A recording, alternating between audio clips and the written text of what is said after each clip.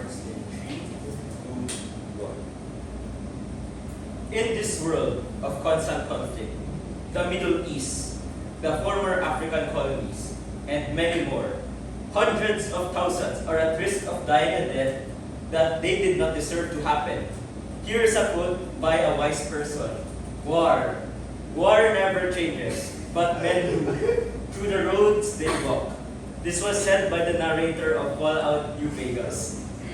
In our policy motion, we believe that giving supplies to illegal armed groups would be more beneficial for the civilians who are under this conflict than to stay at the status quo.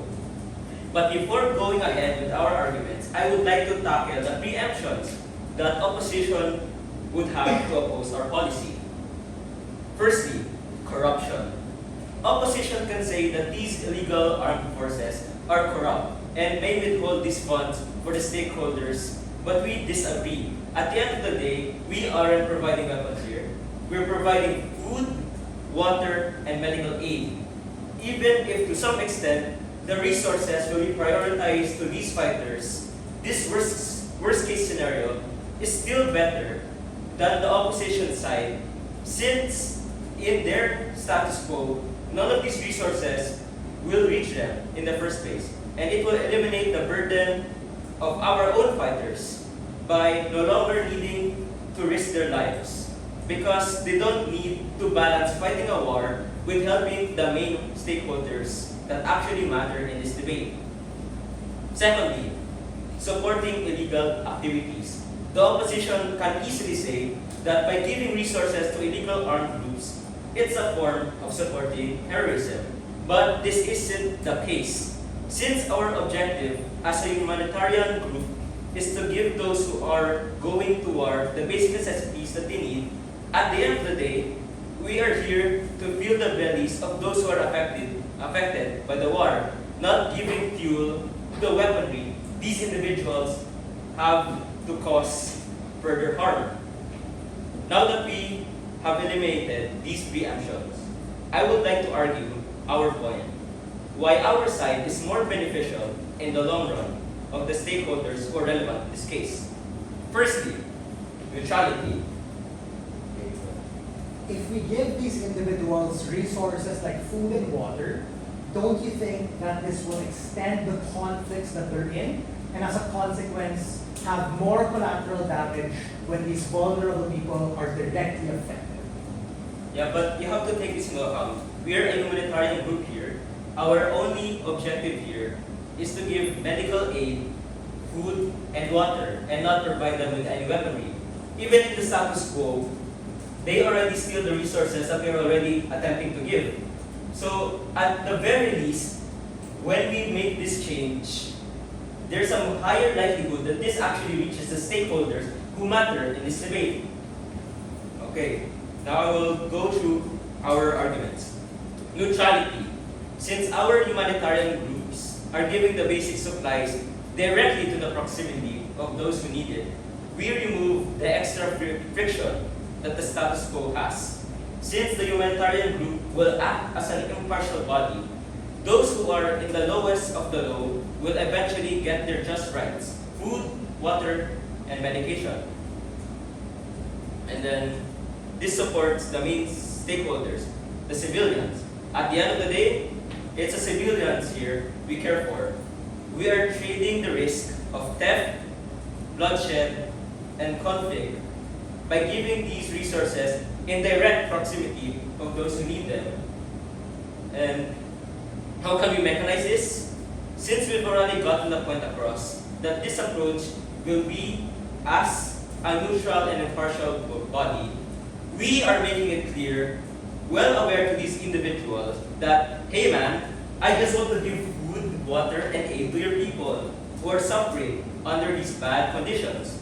At the very least, this takes away the friction that happens when distributing resources in the status quo. And I guess that also answers the POI that was given earlier. So at the very least, we can stop further conflict by removing the extra added layer of violence that could be caused because of the status quo wherein we have to make sure that the people who are actually delivering these resources are actually both safe enough to be able to give these resources properly. And so with those arguments of just take a question. I understand that in the short term, you might be able to save hostages because they're gonna have a trade, like you give them resources that you're gonna get them back. But in the long run, don't you think that these benevolent groups will continue to do what they're doing, which might affect just more people? I mean, here, at the end of the day, we are prioritizing the people here. And we want to save as much people as possible. Even if we're adding, let's say, a few years, because we're giving resources to these groups, we still think that it's better in the long run because we are actively protecting the lives of the people. Plus, we're only giving them the resources that's needed for basic human life.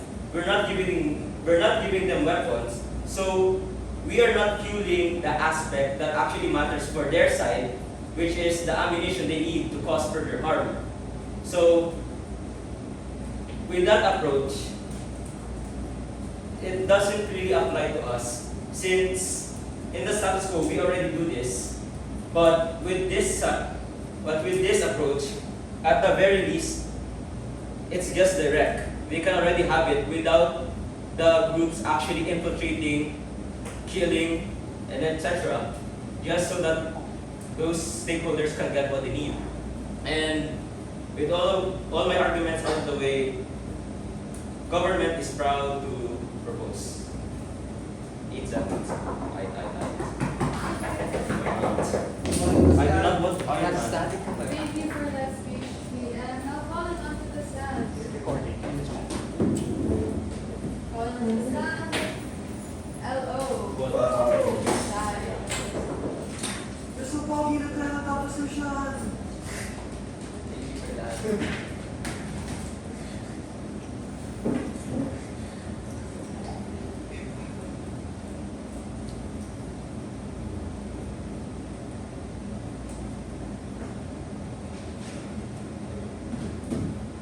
Starting 3, 2, and 1.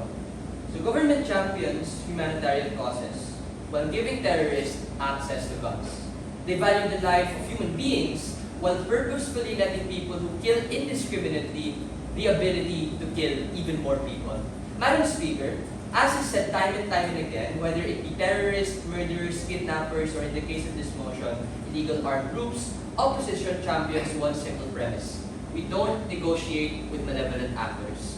We don't negotiate with them on the basis that they have broken the social contract and have deliberately acted in a way that harms people. We don't negotiate with them because negotiating with them gives them validity which they don't deserve. And we don't negotiate with them because of the inherent contradiction it posits, which is exemplified by side government. Opposition stance is simple. Number one, humanitarian organizations should not be allowed to decide on how and when to save these vulnerable people. Number two, accepting these demands are inherent contradictions to the beliefs and interests of humanitarian organizations. And number three, accepting these demands leads to the creation of a power dynamic where these illegal armed groups have more leeway to operate. These three tenets are central to contributing to a world wherein more people are going to be harmed, more funding will be given to malevolent actors, and overall more abuse of these illegal armed groups. Everything that I will say, I will substantiate in my arguments. But before I get into that, a few key rebuttals to their side. PM discusses how we directly get to help people who are affected by conflict. However, we need to understand who these vulnerable actors even are. They may be directly affected or not affected. Assuming that they are affected by these armed groups, then feeding them makes wars longer because they have the capacities to fight longer and bloodier conflicts. They mentioned, oh, we won't give them guns, but we give them the resources they need in order to fight more. This affects more people, even in the short run. We might be able to help some hostages. The civilians that MJ fights for are further entrenched in the conflicts that these illegal groups are a part of. And number two, even if they aren't corrupt, MJ said that they already steal resources. This is something we see in the Red Sea conflict. This goes to show that the morality in which they operate, which is none. For these illegal armed groups, the end justifies the means. More on that in my argument. And number three, they said they wanted to remove conflict from happening and save more lives. But just as the motion states, if you give them more funding, more service to continue their operations, then by basic logic, it will lead to even longer conflicts in the first place. On to my arguments. Number one, giving in to the demands of these illegal armed groups does more harm than good for the humanitarian organizations. Now I have two distinctive reasons as to why this will be the case. Firstly, on role fulfillment. Such an issue, as sensitive as this, is the burden of the government, and rightfully so, because it is explicitly the burden of the government to protect their own citizens, especially in the case where one is compromised because of bad faith actors. This means that it is funded by some random humanitarian organization. It's handled by the police, by the security forces within their own countries, like the FBI, like the CIA, or literally any similar alternatives to whatever country you're from. These security forces offer their full attention, full workforce, working to deal with these types when these types of issues show up. Contrast this with humanitarian organizations who have lots of other burdens, not necessarily unique to this one, like having feeding programs, like ensuring resources get to impoverished areas, like making health drives. Point is, humanitarian organizations have tons and tons of other means of helping people. We don't understand why deliberately going to somewhere you're not burdened with does any more harm or does any more good than overextending yourself and inhibiting your ability to help those you can. Secondly, on public perception, humanitarian organizations' lifeline is on how they are perceived by the public. Why? Because the majority of their funds that they can get are acquired through donations on the goodwill of the public. That's why the Red Cross and other such examples really care about the type of situation they get involved with. I know it sucks, but it's the truth. And that particular discussion isn't really in the debate. So when you give these people, people's hard-earned money, their own resources, their own donations to literal criminals, that actively creates a disincentive for them to not support your cause, because they don't want their donations to be used for nefarious purposes, as in helping these groups. Because you're actively branding yourself as an organization who works with criminals, even if you somehow manage to outmarket yourself out of that, people are just going to be far more likely to support other organizations who just don't have that controversial brand to them. This further exhibits their inability to actually, or their ability to actually do other services, which actually does a significant amount of good, because less people are likely to donate to these humanitarian organizations. So these two pieces of analysis prove why humanitarian causes are going to be far more inhibited in helping people who need it because of their policy, which, as a quick piece of way, it's just worse off on their side because humanitarian causes will be less likely to help people more because of the less funding. Sure, I'll take up UA&P for my second argument. Right, so are you comfortable with these illegal armed groups just taking as many civilians hostage just because no one wants to negotiate with them, like it being unsustainable? I'm sorry?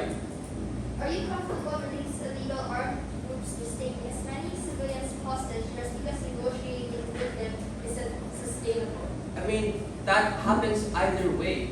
The problem is when it happens on your side of the house, people actually have an incentive to help the terrorist organizations, which is just bad.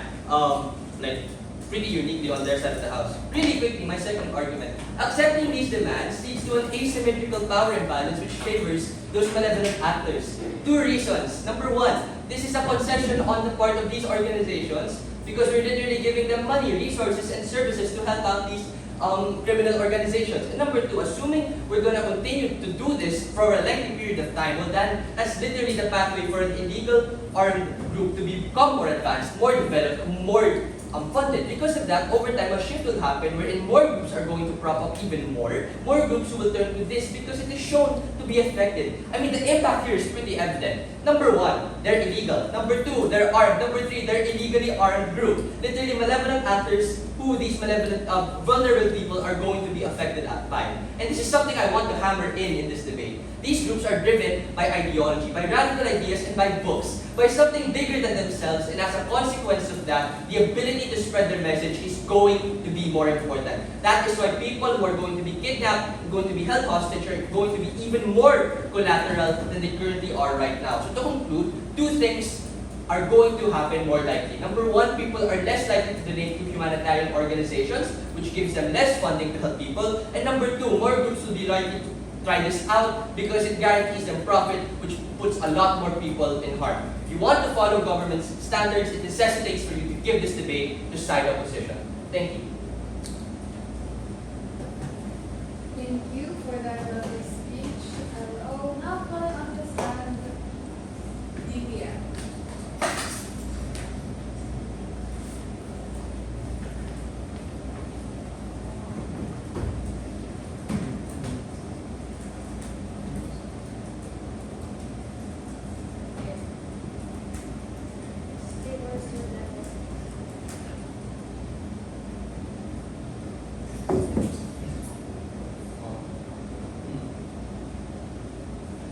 Okay.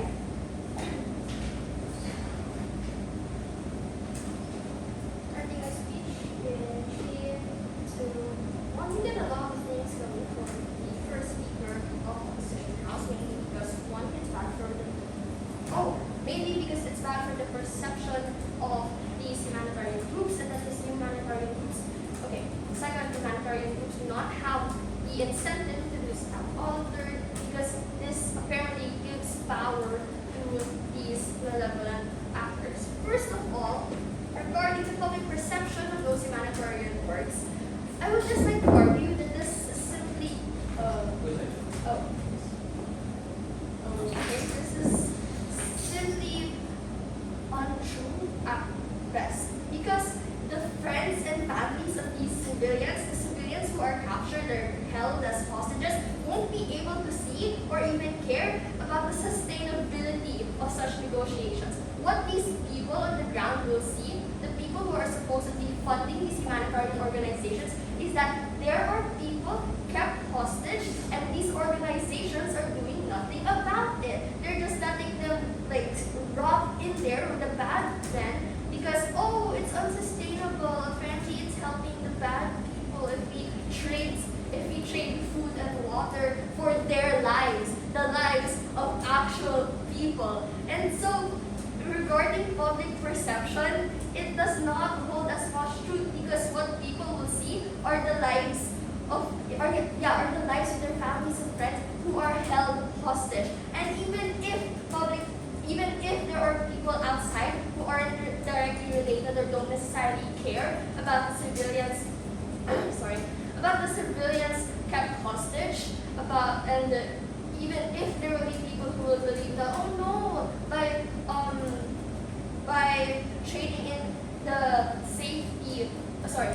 in food and water for the safety of these hostages is like supposedly bad for the humanitarian organizations, there will always still be people on the ground fighting back, telling them that no, right now, that's not what is important. Right now, what's important are the people's lives at stake. And so regarding public perception, this is something that will be easily mitigated by simply saving these people who are in direct harm. Yes, I can help you.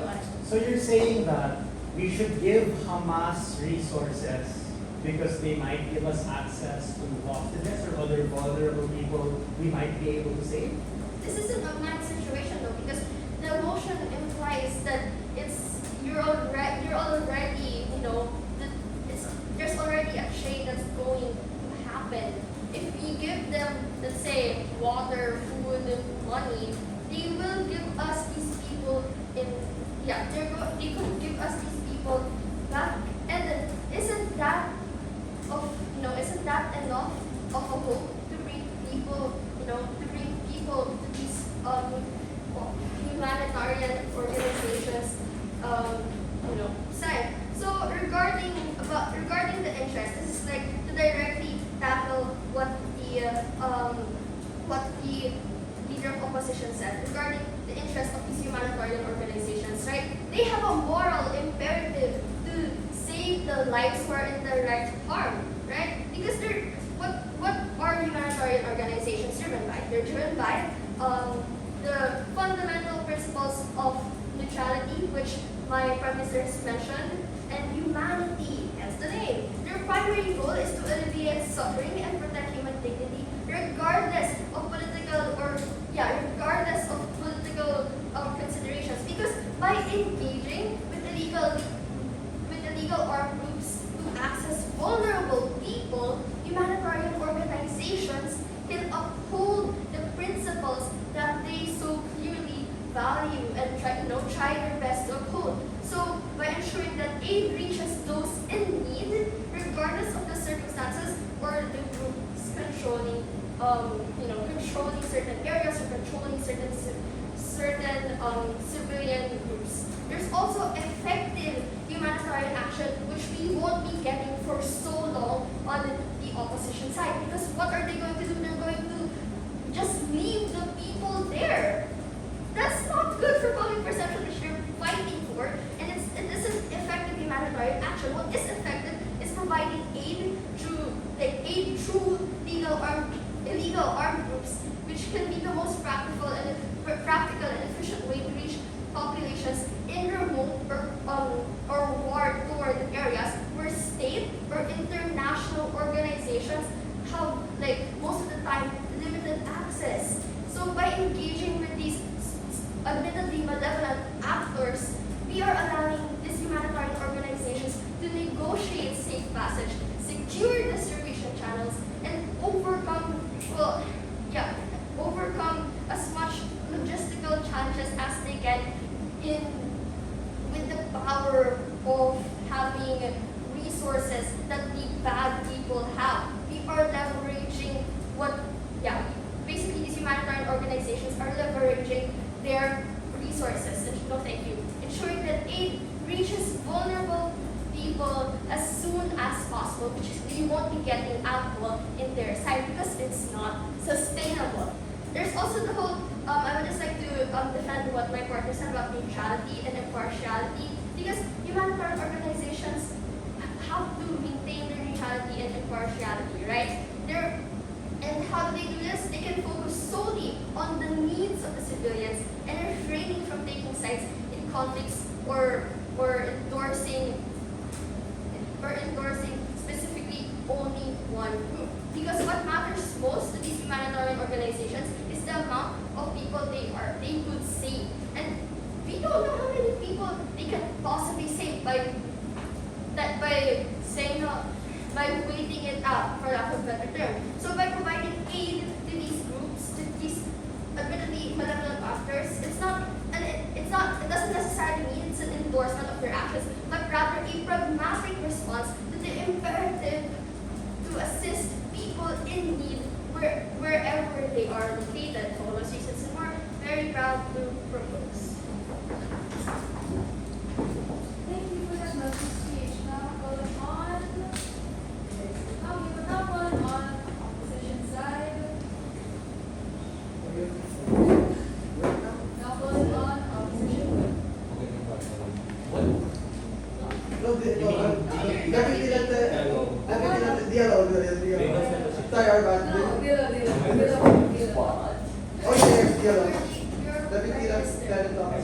Yeah, and then not make everyone.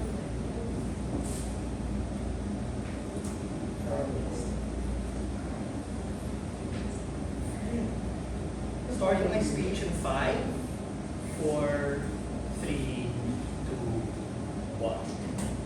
Madam Speaker, ladies and gentlemen, the moment that a humanitarian group that the previous speaker assumes to be neutral now takes a stance and starts making dangerous trades with illegal groups is precisely where they no longer become neutral. That's where Jaron's analysis is very important, where he talked about a hierarchy and priority of people in which we have to cater to. So if we really want them to be neutral, then they wouldn't be meddling themselves in these geopolitical inter-country conflict, and they would help people in the jungle who are starving or having attacks because of Ebola and malaria. The point in which they become involved is the point in which we put a target on their back, and these illegal groups will then know how to target. These alleged peacekeepers or resource keepers now become the enemy and now become someone that they can manipulate at their own whim, because their scare tactics and malevolence work. It now shows that if we want to get to the country, we want to get to the government, we know who to tap. We're going to tap the humanitarian group. And ladies and gentlemen, that makes conflicts worse. It leads to more attacks against civilians. It leads to more attempts to get hostages, because now you fuel their costs when you give them these resources that they need, and that's something we get from MJ. He talked about how we won't give them weapons of destruction or ammo or weapons. We're going to give them medicine, we're going to give them food, we're going to give them water. We have to understand how in these war-torn, contentious conflicts, these particular resources are what separate you from ending a war or not ending a war. That is why in the past we've gone to wars of attrition to be able to cripple the supplies of the enemy, to make them hungry, make them famished, make them thirst, which ultimately leads to them giving up. But the point in which we empower these individuals, even if they're willing to make a trade, is a point in which conflicts become farther and farther dragged along. Before I move on to my extension, other rebuttal against the previous speaker. We think that the biggest harm here is that this ultimately creates this idea that if we want to be able to get what we want, we need to target people who these people see important. So even if there's a trade, and even if they're benevolent, let's say we give them these resources, and then some of these soldiers will stop fighting because they don't have to feed their families anymore, or maybe because we're able to secure some of these hostages, let's say in the Gaza Strip for instance, then that's okay. But we think the problem there, ladies and gentlemen, becomes, at what point do we stop? At what point do we no longer become at the vulnerable capacity to be held by these terrorists? Because they gave you a very confused characterization. They told you that these people are dangerous, these people are desperate, and then at the same time they said, no, they're malevolent, we have this agreement already. But then they also tell you, no, they're willing to steal resources in the status quo, which is exactly what we're already seeing in the Red Sea, exactly what we're seeing in the Gaza Strip between Hamas and Palestine. We think that these illegal groups cannot be trusted, ladies and gentlemen, because they've already broken the law. They've already attacked ships. They've already seized hostages. And the point in which you broker this kind of arrangement is precisely where you justify and legitimize their cause, which ultimately entrenches more people in the long run to be at the mercy of those particular things. What is my extension? My extension is how taking their side at their best creates an illusion of effectiveness. Meaning, you might think that it's working because in the short run, you're able to secure a few hostages, but in the long run or in the medium term, you strengthen their cause because you give them the capacity they need to be able to take care of their soldiers, be able to rally up their troops. What's to stop them from selling these particular material, which is precisely what we're already seeing in Gaza, and buying weapons, buying bullets, buying ammunition? We need to understand the nature of these illegal groups. They're battle-hardened and they're desperate. They've already reached a point that they're willing to steal resources. They've already reached a point where they're willing to take hostages. So the point in which they start suffering is a point in which it's good to be able to end that particular tide in battle and weaken them, and we think that can only happen best on our side. Firstly, we think that this creates government and investment backlash for the people supporting these humanitarian groups, because these politicians or rich people who give these particular donations are now going to get entrenched in these geopolitical conflicts, and that's a point in which they're no longer going to fund the cause. They won't be able to empower the UN peacekeepers. They won't be able to empower the Red Cross, because now they're seeing that their resources are going to the hands of bad people for the sake of making a short-term trade of empowering a few hostages. We think that's ineffective and leads to a flight of capital and investment from people who are supporting these groups, which is the lifeblood of those particular organizations. Secondly, in the long run, it's just worse off. Because we accept the bullet, taking them at their best. In the short run, they're going to help save some people or maybe sway some bad people to no longer being bad. But then this legitimizes the radical ideologies that Jaron told you about, which ultimately still stand. You legitimize their cause against governments and against people. And lastly, this is really important. It creates an asymmetrical power dynamic wherein these humanitarian groups and their governments are now at the mercy of these illegal groups. You legitimize the message that you're sending, and ultimately, what's to stop them from asking more, ladies and gentlemen? You offer them a hand, they take an arm. You offer them a foot, they take your whole body. Ladies and gentlemen, giving them access to food, weapons, and medicine is just a start, and that ultimately becomes a slippery slope of negotiating with terrorists. And even if they're not terrorists, negotiating with people who've broken the law, negotiating with people who clearly have no moral compass, and ultimately it leads to wars becoming longer. And we think that our side wins this debate simply because it's just a more strategic decision not to sleep with the enemy and give them any chance of crippling these groups, other people, and governments in large. For all of these reasons, we are very proud to stand in opposition. Thank you. The Emperor of this speech now was on government with. There you go. Right now. Right this time, right this time.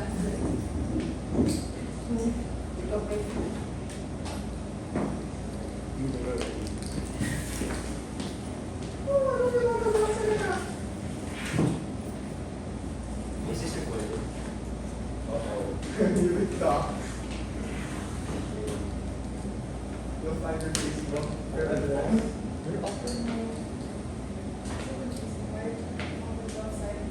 Oh yeah. Oh, you should watch it.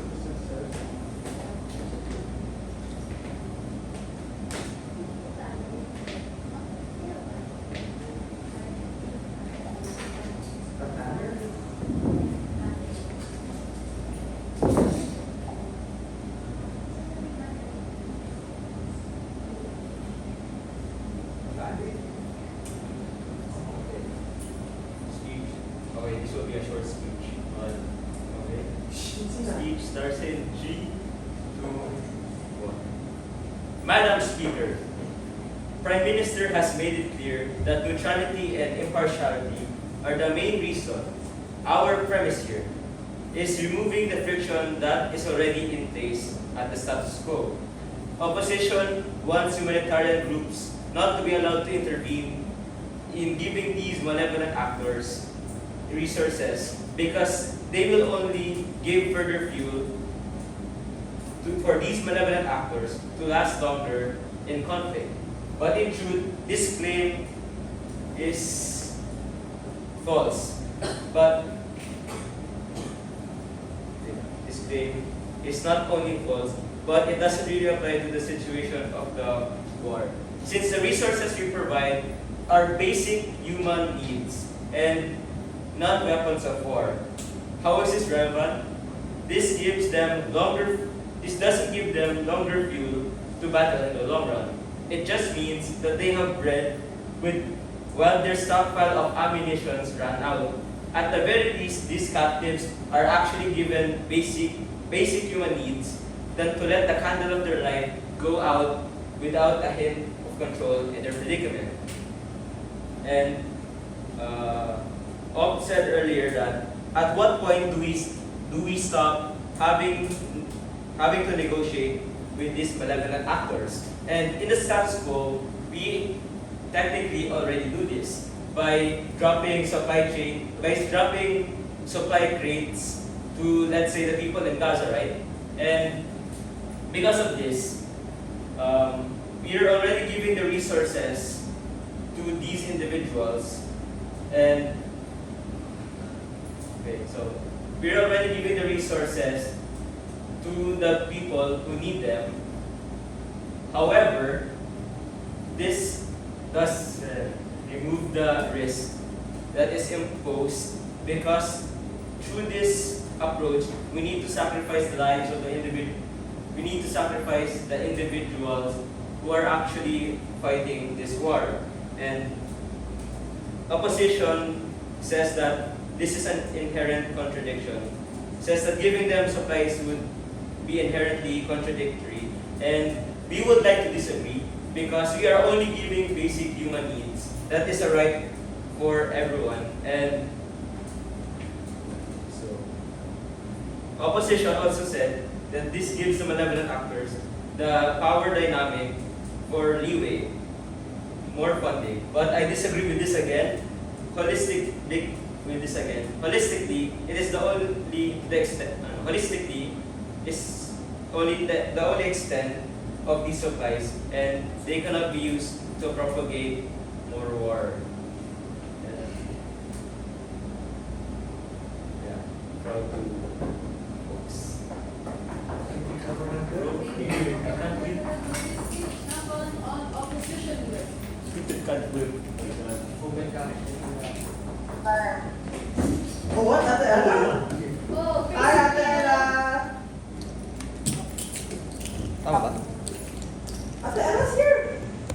Yeah. Wait, you were listening this entire time? Oh my gosh. She heard my second speech. Oh no. Hi, Zero. you want? Ah, shit. The Wi-Fi is kind of silly. Ate Ella. Wait, hang on. Can someone step down the Wi-Fi first? Actually, you know what? Yeah.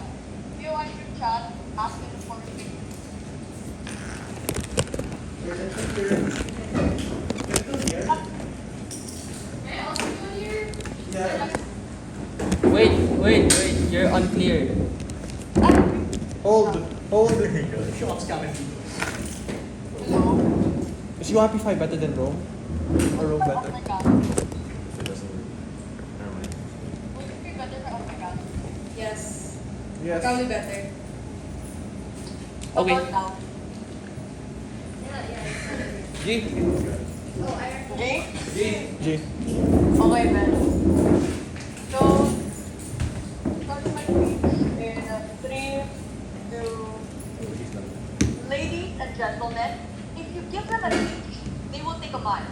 The foundation in which the humanitarian organization stands crumbles once they choose to stoop down to the level of giving these illegal groups access to the weapons they use to destroy the same foundation.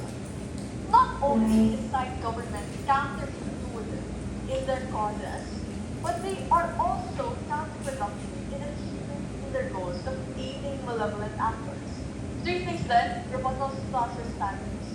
So, one key rebuttal to the immediate previous speaker before my clashes.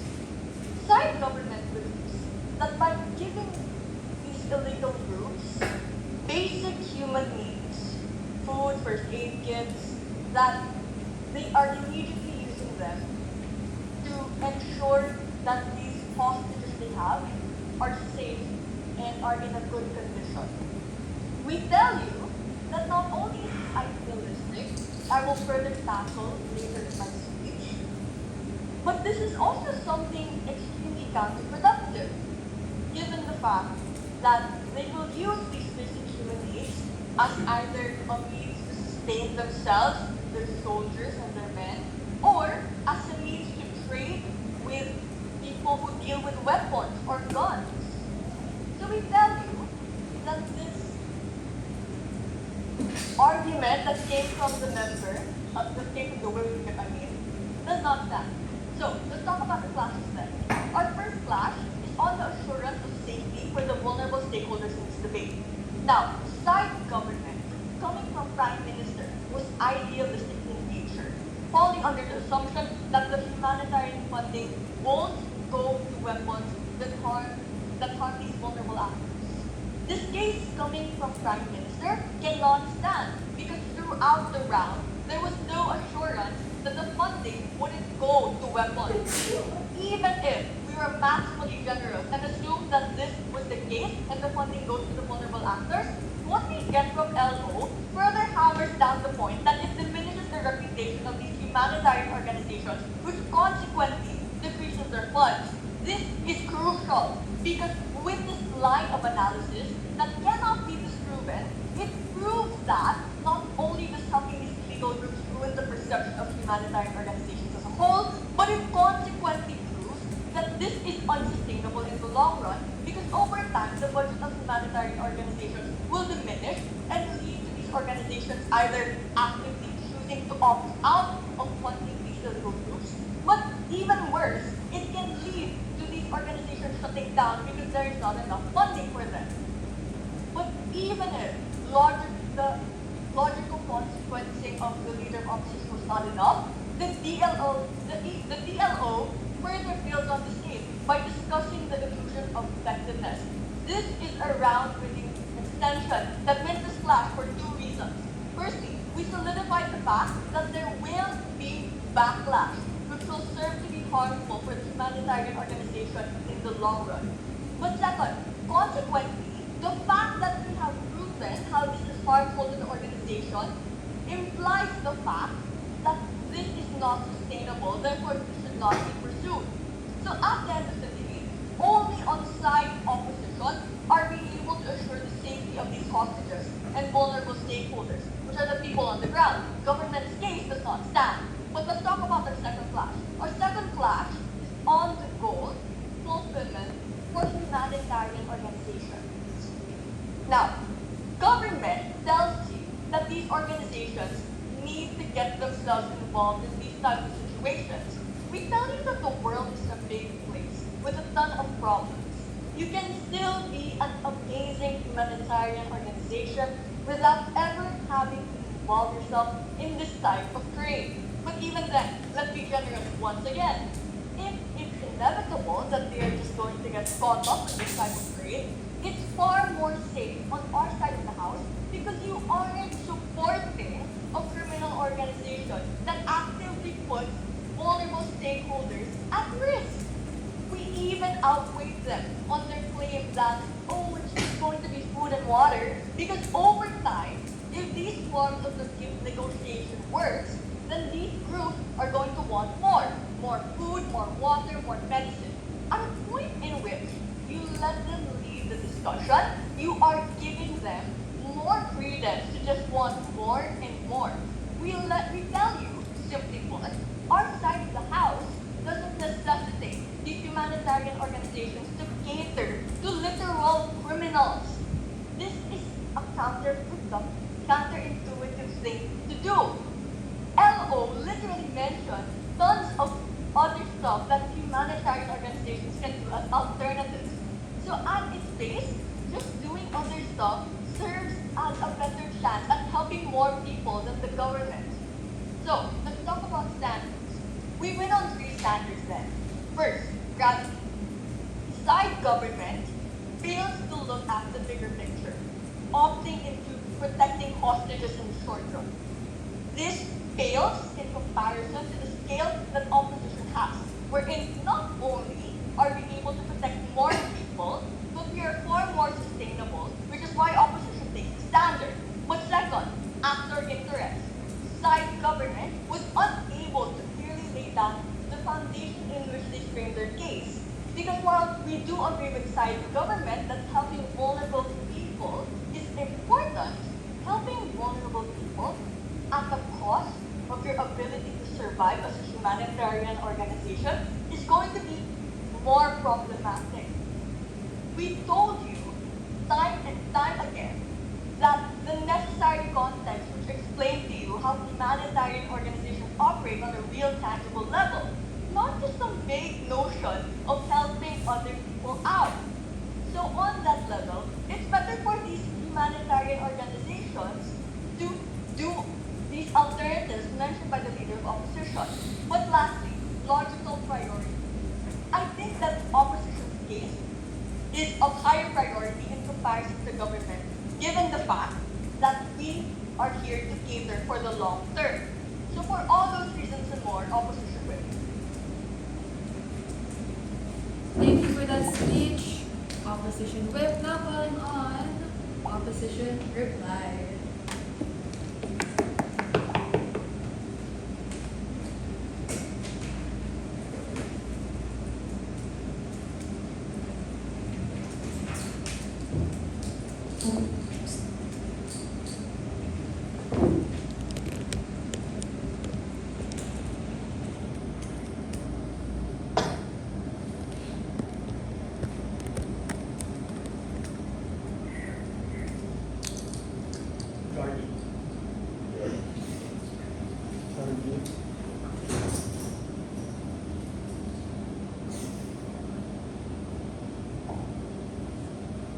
starting my speech.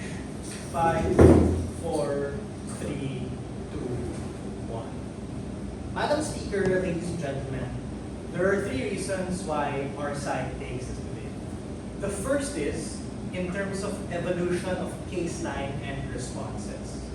From the get-go, we already told you how entertaining these particular trade deals are not only an affront against what these groups stand for, but ultimately not an effective means of being able to help people.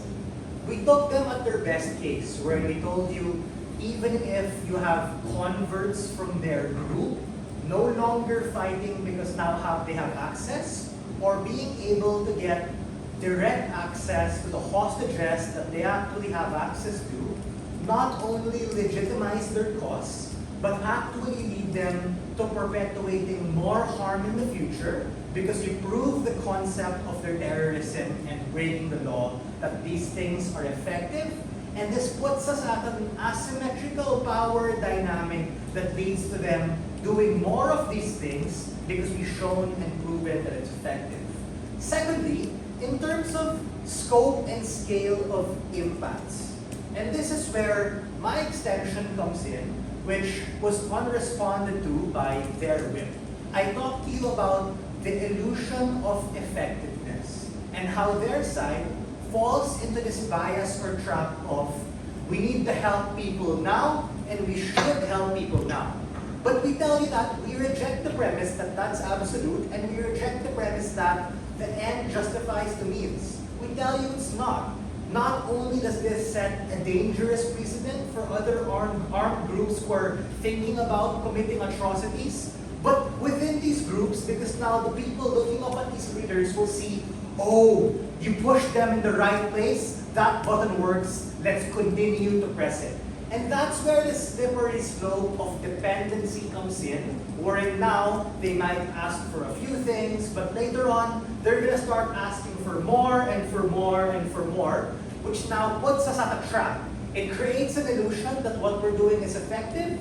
It's just like trying to catch a bucket of water and fill it up, but you poke a hole in the bottom, so no matter how much you try, there are more and more hostages being captured. There are more and more civilians falling at the hands of these illegal groups. It's just like a hydra. You cut one head, another one sprouts out about. In terms of strategy for these humanitarian groups, it's a terrible idea.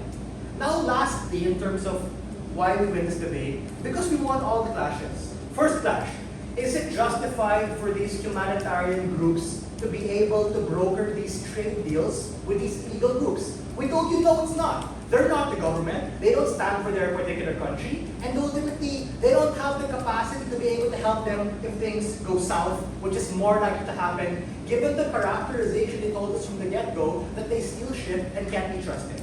Secondly, is it strategic to give them access to basic necessities in order to potentially save the hostages or save themselves because they just want food to eat for their family? We told you, no, it's not, because they still need to be held accountable for their crimes, and we don't want to set this dangerous reliance and precedent on these humanitarian groups who actually have other people to cater to.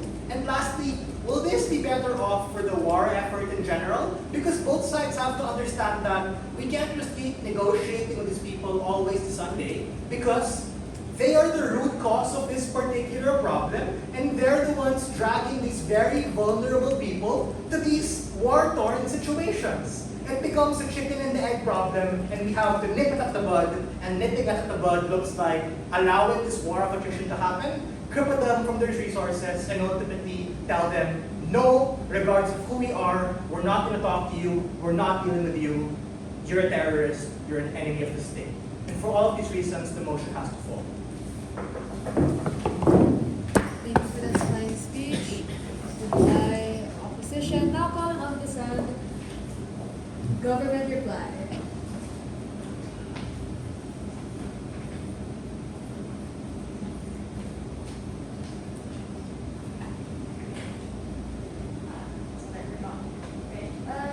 Let me go 4 minutes timer.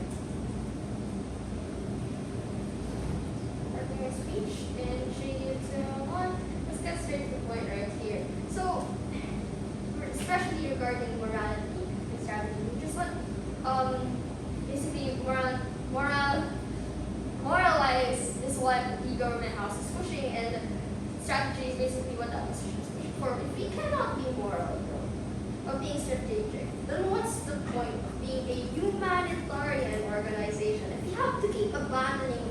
mothers, children, and other innocent people for the sake of strategy, then what even is the point of being humanitarian? Because because even if our side is more strategic, at least our side is more moral and humane because we are actively mitigating the harms that these malevolent actors could be imposing on these civilians who have very little to nothing to do with whatever conflict is happening in their area. And even if on their side, the humanitarian organizations can just help with other humane issues such as starving children in Africa, yada yada, there is more than one humanitarian organization in the world. There are many humanitarian organizations, and just because there's another or different problem for one humanitarian organization solved, that doesn't mean that no humanitarian organization would suddenly want to, take this whole negotiation thing into their own hands. Because even if the DLO comes into debate by asking the question of what point these negotiations to stop, to which the DPM-POI their leader of opposition with, at what point do these hostage-taking, family-tearing, society-ending malevolent actors stop getting hostages to get the attention of humanitarian organizations or other entities who hold such power? Because on the level of funding and optics, which we agree is important in any organization in order to function, we also already tell you from our deputy that most people on the ground who these organizations want to protect the most won't see strategy. They'll see that you are sacrificing their loved ones, which directly catches over the consideration of effectiveness from opposition. Even if this effectiveness is an illusion, it is an illusion that keeps the people of today alive and a little bit safer compared to leaving the innocent to rot in the arms of the malevolent actors. It is the illusion that keeps the relatives of these civilians less angry, less likely to protest and to riot at their government for doing God knows what to them, removing their relatives from their hostage situation. Because if not the government, right? If not the humanitarian organizations, then who? Who are going to be, who is going to save their family and friends and loved ones, yada yada, from their terrible situation? Even if this is an illusion, it is an illusion that keeps people safer rather than keeping them with, as is. We can't just keep waiting and waiting for strategy and whatnot, because people won't see strategy, they'll see selfishness. They'll see that, they're only focused on preserving their resources, on preserving their funding, and preserving their money, and not the people's lives who are at actual stake. And even if this isn't sustainable in the long term, the people you are protect, at least right now you have people to protect, rather in the future, then how many people are left, right? How many people are left in their little country or whatever who aren't being directly harmed by the malevolent actors in their state? So, all those reasons and more, even F strategy.